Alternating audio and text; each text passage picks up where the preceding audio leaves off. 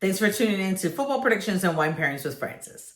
Now, you already know that there's no football happening right now, but we are getting ready to start the Elite Eight of the NCAA Championship, and I cannot be more excited. Sure, I've had to deal with the heartbreak of knowing that not only did Marquette lose in the first round, thereby eliminating me from the pool at my day job, but my women's team, California, also lost in the first round. So now I was facing double elimination. So now I've just been kind of rooting for teams that I have enjoyed in the past or teams that I think can really move forward. And, on Sunday, we're going to see Michigan State, a team that I've actually gone to Michigan State to see them play. We're going to see them playing in the Elite Eight, and I think they have a pretty good chance to keep moving forward. Okay, now, there are only 3 days left in the month of March for Women's History Month. And as the last female winemaker for Women's History Month, I wanted to pick somebody who was so important to the winemaking process, champagne making in particular, that, this woman is responsible for creating the first vintage champagne. And what that means is that the grapes only come from 1 year. So they determined that this year the grapes are super spectacular. We're going to take all of them together. We're going to put them in a bottle, and then we're going to sell that as a vintage champagne. She is also responsible for creating the riddling process. And what riddling is all champagne bottles have a little bit of sugar in them. That is what the yeast feeds on to create the carbonation in champagne, but it leaves a little sediment on the bottom. And so traditionally, champagne was very cloudy. And if you wanted a clear product, the only way that you could get it clear was to strain it, but then you lose some of the carbonation and you also lose some champagne.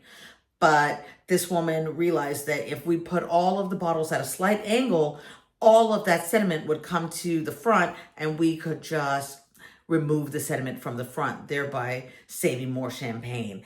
And on top of that, she was also the first person to make rosé champagne by combining red wine with champagne, which is white in nature. By combining them together, she made the first rosé. And just so you know, that is something that still happens today. All of these things are still things that happen today. And the woman that I am talking about is a lady by the name of Barbie Nicole Clicquot. You probably know her better and her product better as Vueve Clicquot. It has a very distinctive yellow label. And this very first word, Vueve, in French means widow. And so this label is for the Widow Clicquot. As a matter of fact, her image is on the lid. That's based on a painting done of her in 1870. It's on the top of the champagne bottle. She did all of those things that I mentioned and even more because she was married to a man named Francois Clicquot who died very young in their marriage. And she decided to honor him. She was going to continue making wine. He was a winemaker, moderately successful, but she wanted to honor him by continuing his process. And in her journey to honor him, she figured out how to make a champagne that people around the world really enjoyed. And so she is also thought of as the first international businesswoman in the world. It was amazing to me to find out more about her. There was a movie made about her 2 years ago that I went to see, and I just have been astonished at how amazing this lady was. She had a lot of great ideas. And even though this was during a time when women could not work, earn money, own land, have businesses, go to school without consent from either their father or their husband, but widows were allowed to do all of those things because I don't know why, because of some crazy rule where they were like, I guess they already had somebody giving consent. So she took total advantage of that. And she went on to create this winery that is still going strong 253 years later. So that is very amazing. And she was kind of an amazing lady. So I'm going to kind of get into the wine, So let's talk about it. As you know, here's the bottle. And I want to point out this is a half bottle. Normally I don't get half bottles, but full disclosure, even though Barbie Nicole Clicquot had a lot of great ideas and really helped move champagne making forward. I do not enjoy this. I don't find it very enjoyable. That is my personal take, but I'm willing to bet that 4 million people would disagree with me. Now, I knew that going into it, and I said to myself, I'm going to try to really keep a super open mind when I'm having this, but I'm also only going to buy a half-size bottle in case it's like how I normally feel, which is that I don't like it. And guess what? I still don't like it, but many people do. So let's talk about it a little bit more. Now, I also want to point out that I'm using a wine glass for this champagne. And the reason for that is you cannot get smells out of coupes or flute glasses. They're just too small. It just funnels everything up. All you're getting is bubbles in the nose and the smell of alcohol right away. The other thing is coupe glasses make the bubbles flat. You know, in a wine glass, it keeps the bubbles up. There's plenty of space for you to put your nose in and to get the smell of it, because champagne also has smells just like any other wine.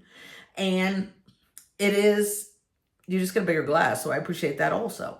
So let's get into it. Oh, before I forget, this wine is a blend. Now, I'm going to read it off the paper because I don't remember exactly what the breakdown was.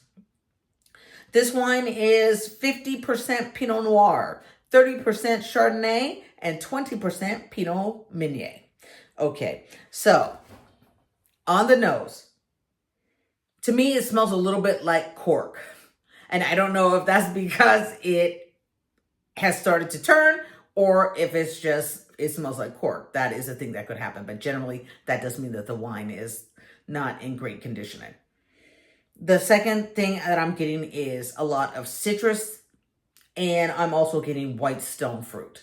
On the tongue,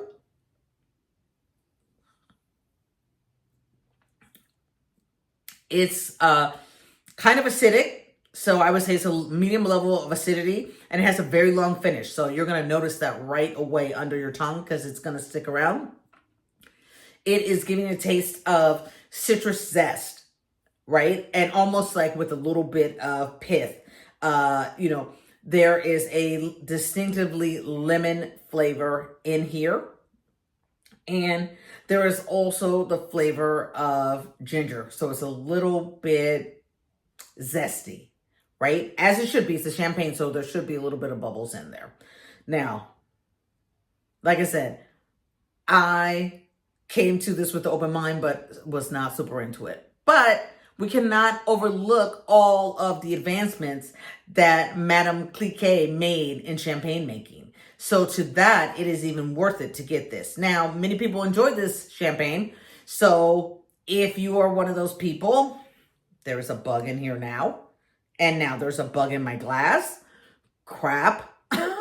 If you are one of those people, go out and get a bottle. If you are unsure, because this bottle is kind of a little bit expensive, I paid $40 for this, and I don't think it's worth $40, but it has a reputation for being fancy, so they can charge what the market will bear. If you're not sure, don't get it. This is the one time that I'm going to be like, it's up to you. It's 100% dealer's choice.